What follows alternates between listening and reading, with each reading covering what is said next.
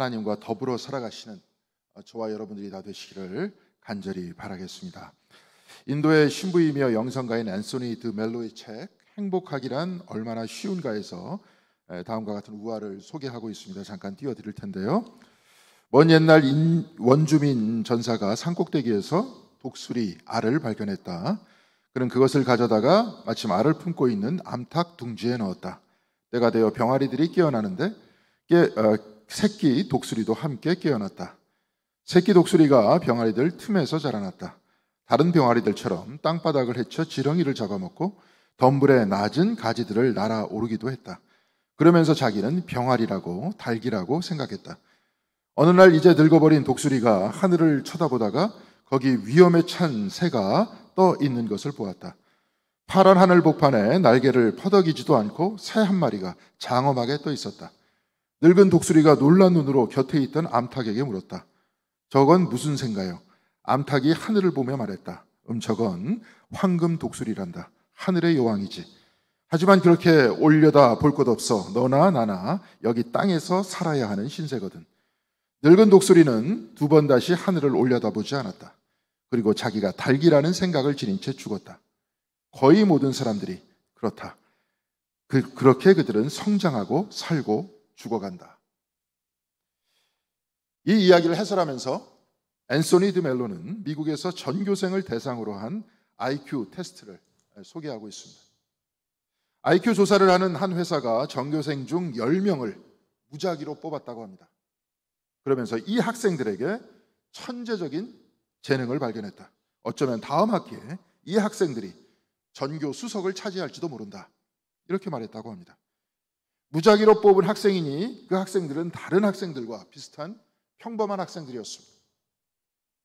그리고 1년 뒤에 다시 IQ 테스트를 한 결과 전에 지명했던 그 10명의 학생들은 다른 학생보다 평균 IQ가 10 이상 올라갔다고 합니다. 그 중에 한 학생은 36 이상 올라갔다고 합니다. 그러니까 전에는 120이었던 학생이 156이 된 것입니다. 앤소니 드 멜로는 신뢰하고 칭찬해주면 자신의 능력이 나온다 이렇게 말하고 있는 겁니다. 누구나 다 독수리가 될 수 있다 이 말이죠. 그런데 오늘 우리가 읽은 복음서의 본문을 보니까 주님께서는 한 사람을 칭찬하는 것이 아니라 상처를 주고 있습니다. 이렇게 하면 그 사람을 독수리가 되게 하는 것이 아니라 끊임없이 닭으로 머물게 하는 것이 아니겠습니까? 저는 오늘 마태복음의 본문으로 말씀을 전할 때마다 당혹스러웠습니다. 우리 교회에서는 교회력으로 설교를 합니다. 오늘 본문과 동일한 말씀은 마가복음 7장 24절에서 30절까지에도 기록되어 있습니다. 그러니까 2년이나 3년에 한 번 오늘 이 말씀을 가지고 설교할 수밖에 없습니다. 특별히 오늘 본문에 있어 문제가 되는 지점은 본문 제24절의 말씀과 26절의 말씀입니다. 나는 이스라엘 집에 잃어버린 양 외에는 다른 데로 보내심을 받지 아니하였노라. 이 말씀과 자녀의 떡을 취하여 개들에게 던짐이 마땅하지 아니하니라. 바로 이 두 말씀입니다. 24절의 말씀에 또한 26절의 말씀을 대입해 보면 이스라엘의 집 잃어버린 양이 곧 자녀이고 그 외의 사람은 다 개라는 겁니다. 당시 이스라엘 사람들은 선민의식이 있었습니다. 한마디로 인종차별의식이 있었다는 겁니다. 이것도 얼마나 지독한지 자기들이 인간이라면 이방인들은 다 개라고 그랬습니다. 그런데 예수께서도 저들과 똑같이 그 여인을 개라고 표현했습니다. 예수도 똑같은 인종차별적 생각이 있었다는 것 아닙니까? 그런데 오늘 본문의 결론은 불행하게 끝이 나지 않습니다. 본문 제28절에서 예수께서는 여자여 내 믿음이 크도다 내 소원대로 되리라 이렇게 말씀하셨고 결국 그 이방 여인에 따른 치유를 받았다고 말씀하고 있습니다. 그렇다면 왜 처음에 예수께서는 그 여인에 대해서 무관심해하면서 심지어 개라고까지 말씀하셨던 것이겠습니까? 처음에는 무관심했다가 간청하던 그 여인 때문에 귀찮아서 마음이 바뀐 것입니까? 혹은 그 여인이 간청하니까 예수 안에서 긍휼의 마음이 올라왔던 것이겠습니까? 그렇다 할 수도 있습니다.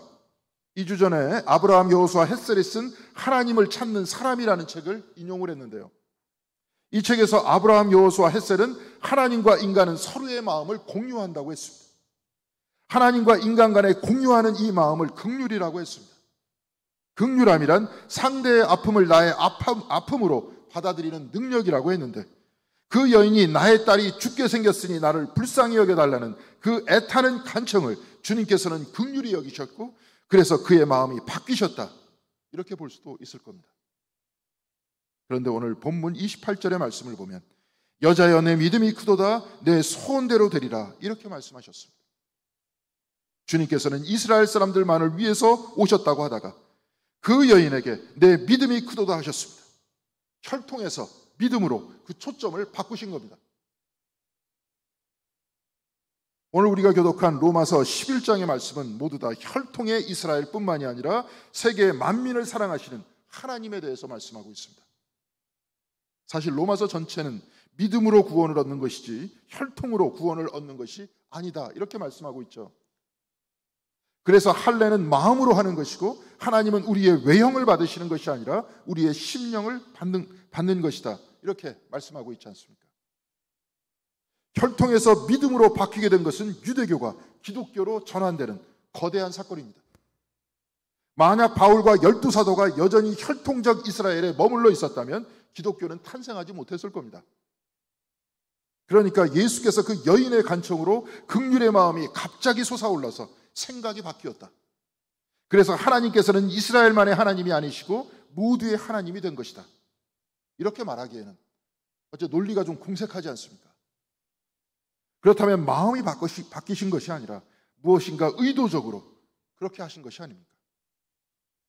오늘 우리가 읽은 마태복음 15장 21절에서 28절까지의 말씀은 마가복음 7장 24절에서 30절까지의 말씀에 기록되어 있다 했습니다.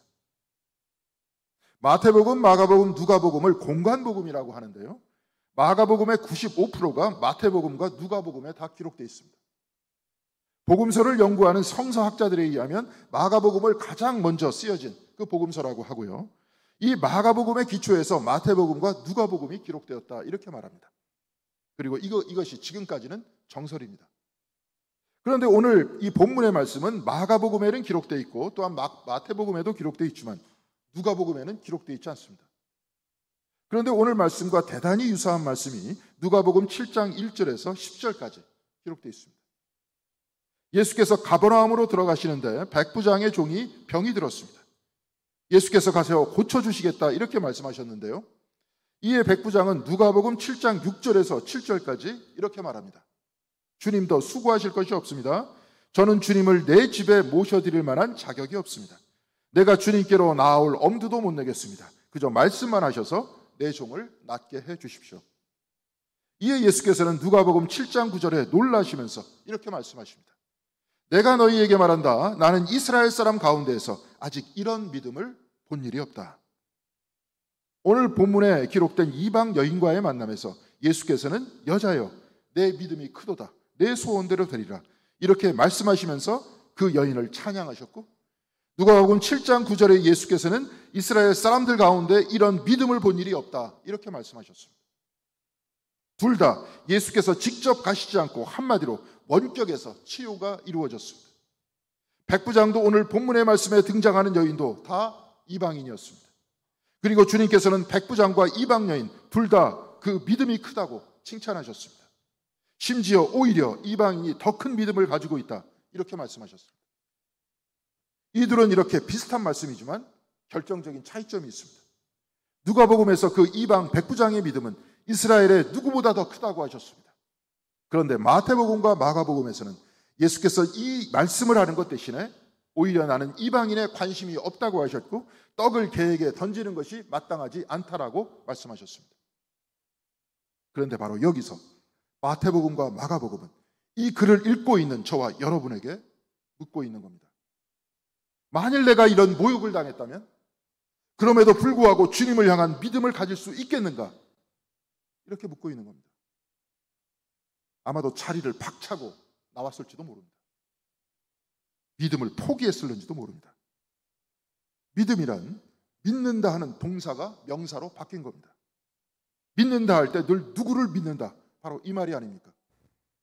이것은 명사로 바뀌어 믿음이라고 한다면 누구에 대한 믿음입니다. 그러니까 믿음은 그 자체로 존재하는 것이 아니라 예수에 대한 믿음이고 하나님에 대한 믿음, 바로 이것을 말하고 있는 겁니다. 그러니까 그 여인은 믿음의 대상인 주님에게 그런 모욕을 당해도 주님에 대한 믿음을 놓지 않았다. 바로 이 말입니다. 이것은 마치 이런 것과 같습니다. 내 건강이 어떻게 되더라도 하나님께서 혹시 나를 떠나신 것이 아닌가 하는 생각이 들 정도로 내 몸이 아프고 하는 일마다 풀리지 않는다고 해도 내가 하나님에 대한 믿음을 놓지 않을 수 있겠느냐, 바로 이 말이 아닙니까? 나는 내 삶이 늘 하나님과 동행한다고 생각했고 예배도 열심히 드렸고 봉사도 열심히 했습니다. 그리고 하루는 늘 하나님께 기도하면서 시작했고 길거리에 있을 때나 일을 할 때나 늘 입에 찬송과 묵상이 떠나지 않았습니다. 그런데 내가 몹쓸 병에 걸렸습니다. 그런데 내가 하는 사업이 잘 되지 않습니다. 이때에도 하나님에 대한 믿음과 신뢰를 놓지 않을 수 있습니까? 그런데 그 여인은 주님에 대한 믿음을 놓지 않았습니다. 그래서 주님께서는 여자여 내 믿음이 크도다 이렇게 말씀하신 겁니다. 또한 오늘 말씀은 이 믿음을 통해 더 깊은 곳을 건드리고 있습니다. 오늘 설교의 제목은 나는 누구인가입니다. 오늘 주님께서 그 여인에게 그 충격적인 말씀을 하신 그 이유는 그 어떤 상황 속에서도 하나님에 대한 믿음을 놓지 말라는 것과 함께 더 깊은 곳에서 나는 누구인가 하는 점을 가르쳐주고 있습니다. 오늘 본문 제26절에 주님께서는 자녀의 떡을 취하여 개들에게 던짐이 마땅하지 아니하니라 이렇게 말씀하시니 그 여인은 이렇게 대답합니다. 여자가 이르되 주여 올소이다마는 개들도 제 주인의 상에서 떨어지는 부스러기를 먹나이다. 피상적으로 보았을 때 나는 개이고 당신은 주인이다 이렇게 말하는 것 같지만 개와 주인을 빼고 이 말씀을 다시 읽으면 이렇게 됩니다. 주인도 먹고 개도 먹습니다. 주인이 이스라엘이고 개가 이방인이라면 이스라엘 사람도 먹어야 하고 이방인도 먹어야 합니다. 먹는다는 것은 생명의 현상입니다. 생명이 있으니 먹는 겁니다. 그러니 이스라엘도 생명이라면 이방인도 생명이라는 겁니다. 그래서 주인도 산 위에서 먹듯이 개도 산 아래에서 먹는다 했던 겁니다. 그런데 이 생명은 어디서 왔습니까? 나의 생명은 내 스스로 만든 것입니까? 우리가 어머니의 뱃속에서 10달 동안 있었다고 하더라도 그리고 어머니는 뱃속의 태아를 지키기 위해서 음식을 조심하고 행동을 조심하고 생각을 조심했다 하더라도 사람이 하는 것은 거기까지입니다. 생명이 생기고 자라나고 태어나게 하시는 이는 하나님이 아니십니까? 미국의 신학자이고 지질학자인 토마스 베리는 과학이 아무리 발달됐다고 해도 사람은 나뭇잎 하나 만들 수 없다 이렇게 말했습니다. 사람은 이미 있는 나무를 키울 뿐이고 생긴 아기를 낳고 기를 뿐입니다.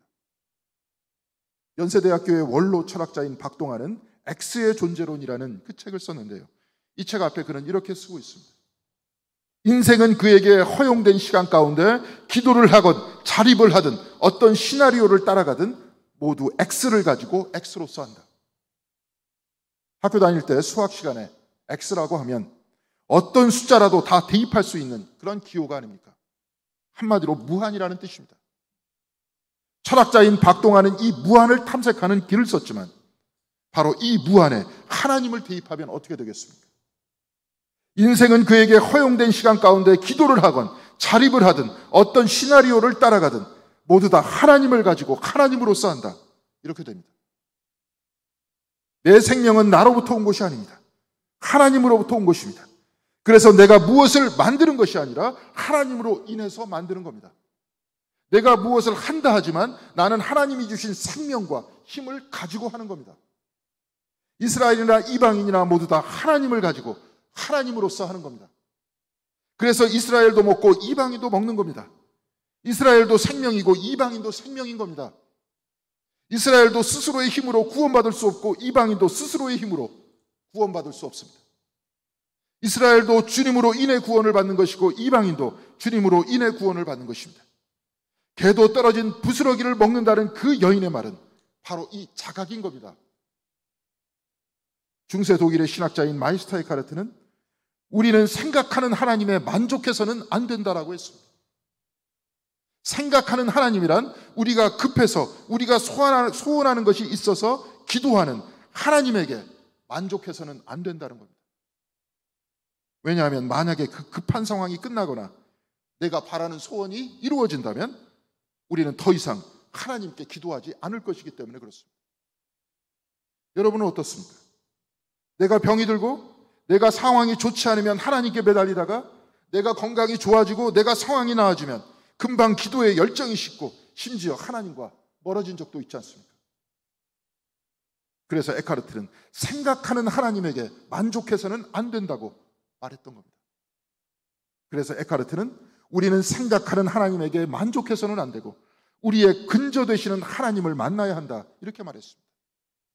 근저란 뿌리입니다. 하나님께서는 우리의 근원이 되신다는 겁니다. 생각은 있다 사라지지만 내 상황도 끊임없이 바뀌지만 근저 되신 하나님은 우리가 살아있는 한, 우리가 존재하는 한 늘 우리와 같이 계신다는 겁니다. 그래서 하나님께서는 살아있는 저와 함께 계시고 지금 이 자리에 살아 앉아 계신 여러분들과 같이 계신 겁니다. 지금 여기뿐만이 아니라 예배가 끝나고 공감홀에 내려가 식사할 때에도, 집에 가는 길거리에서도, 집에서도 내가 깨어 있을 때나 잠들어 있을 때나 내 생명의 뿌리 되신 하나님은 늘 나와 같이 계시다, 이 말이 아닙니까? 에카르트는 하나님은 내 생명의 근원이 되실 뿐 아니라 또한 내 존재의 근원이 되신다고 했습니다. 만일 하나님이 내 생명의 근원이 되신다면 내가 살아있을 동안에만 나와 같이 계시는 것 아닙니까?